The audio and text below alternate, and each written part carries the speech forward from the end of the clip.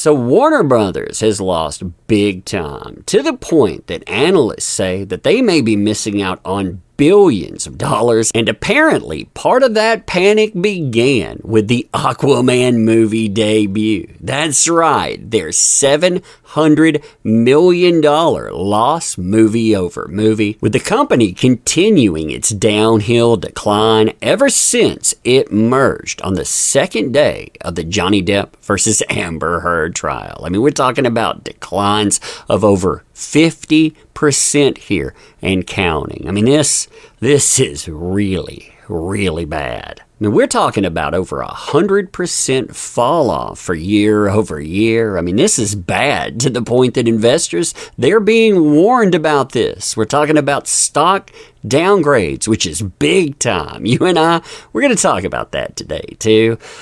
Crazy fun times, huh? Crazy fun times indeed. All right, so hey there to all you fine folks on this fine day, by the way. I hope you are doing excellently, man. Warner Brothers Discovery is an absolute disaster, with billions being left on the table. And what's amazing about this is that they have been an absolute trash fire ever since their merger in April 2022. That was the second day of the Johnny Depp versus Amber Heard trial, with their decisions not only kicking off downfalls, but look at this. I mean, we had roller coaster ride all the way to the bottom. They got under $10 for a time.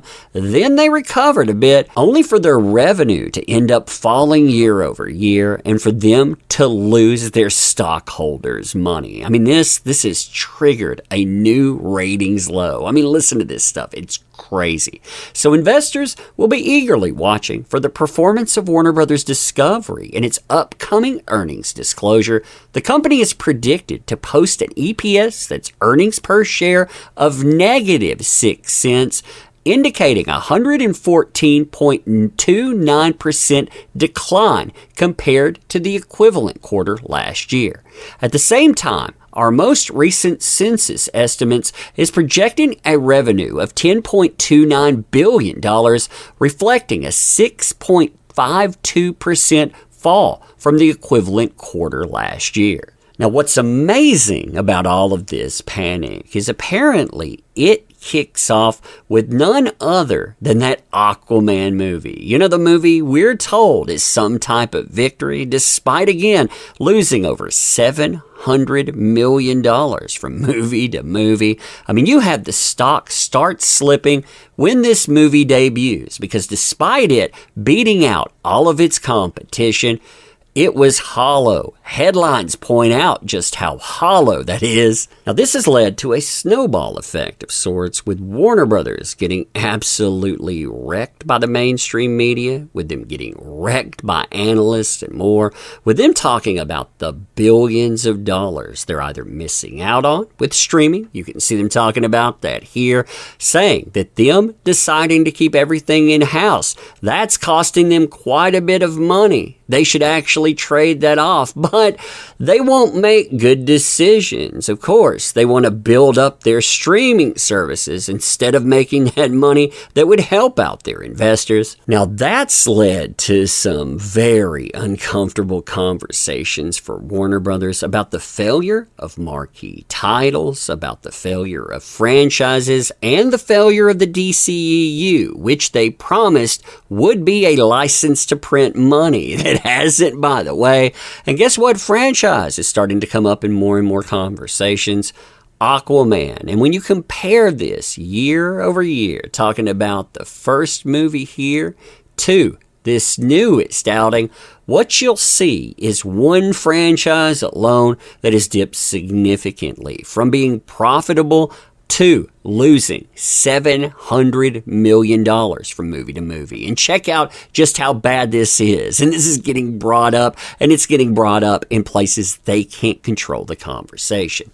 Domestically, for example, in 2023, they make $118,618,301. Now you compare that with the first movie, where you had $335,061,807. So you have about 1/3 of the revenue made domestically, and this thing has bombed out significantly. And that goes with some terrible decisions, that goes with new management decisions too, and that stuff, yeah, that's being talked about.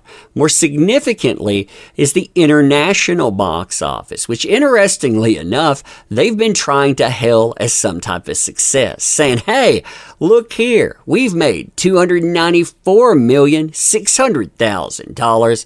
Well, when you compare that with the original movie, that movie made $800 million internationally. So right now, you're looking at a movie drop-off of around $500 million. And one of the shortest windows theatrically with this movie, it dropping down to around 2,000 theaters and it already being in streaming.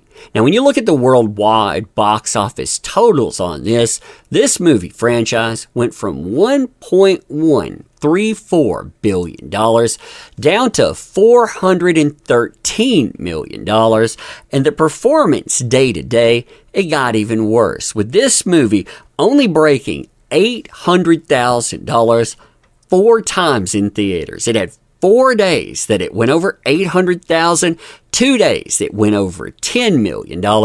Compare that to the original movie where this thing was not only going over $10 million repeatedly, but it broke 20, it broke 27. I mean, that tells you just how badly Warner Brothers has mismanaged money. I mean, when you take that and you talk about money that has been left on the table, again, billions missed out on streaming rights. You have hundreds of millions to billions of dollars being left out on marquee franchises with, again, bad decisions, bad investments, and bad backing of certain players online. Now, all of these bad decisions here have not just led to investor problems in the current, saying that it's costing them and the company money, but it's costing them new investors too, with Wells Fargo coming in and saying they had an expectation of $16 per share. They've cut it now to $12 a share, and the rankings that go along with that, I mean, typically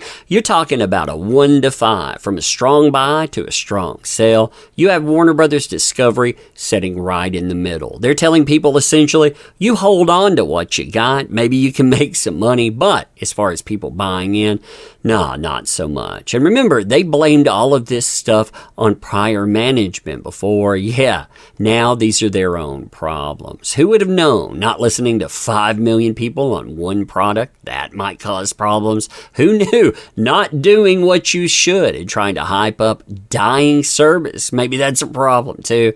But let me know what you think about this. I mean, leaving billions on the tables. As always, too, appreciate the heck out of you. You make this stuff work. Thank you. Can't say that enough. Want to help out the channel, by the way? Links are in the description.